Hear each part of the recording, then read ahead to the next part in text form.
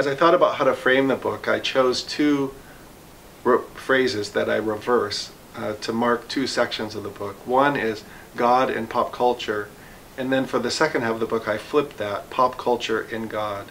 And in one sense they don't really describe distinct sections of the book related to those two frames, but the two frames describe an overall tension in the whole book. Two ways really of thinking about how we as Christians relate to pop culture.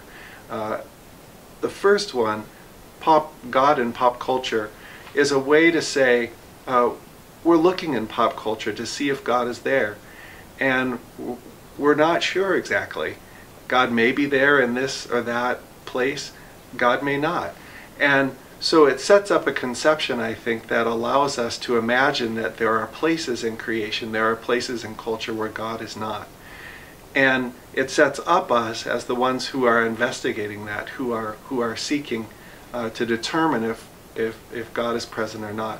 And it leads, I think, not always for sure, but it leads in many cases to this idea of constricted imagination, which I talk about in the book, that we set up a checklist of items that tell us, in fact, if God is present in this song or this movie. When I flip it and say pop culture and God, I'm really trying to say that everything is contained within the life of God, and everything that is only has its being because God's creative and sustaining presence is there, holding it in its being, in its life. I think about the theologian Robert Jensen describing creation as saying, God makes time in time for us.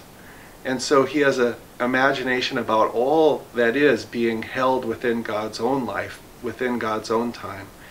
That's a conception that helps me think about what it might mean to say pop culture in God.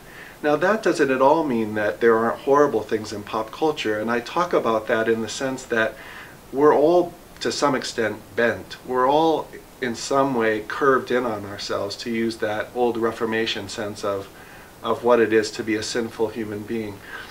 But the brokenness that we experience gives us something in common, and in Christ's death he takes into himself the brokenness of the world, the sinfulness of the world, and makes it his own, and it dies with him, and a new creation is inaugurated with the resurrection. And I think that we can conceptualize God in Christ working in one way or another, however broken this piece of pop culture is, working within that, hoping for the healing and reconciliation that God desires for all creation.